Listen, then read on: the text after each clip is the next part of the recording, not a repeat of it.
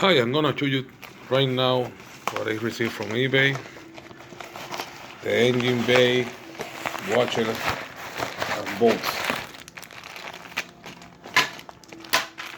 I was expecting a few ones, but really?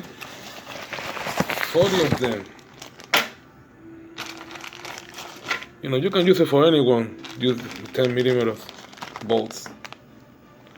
It's made by aluminum. I choose this one for the price. It's not. I know it's not stainless steel,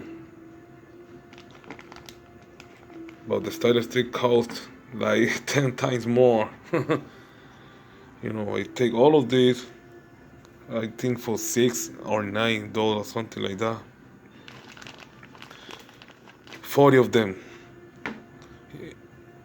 In stainless steel, you can get 14 for 30.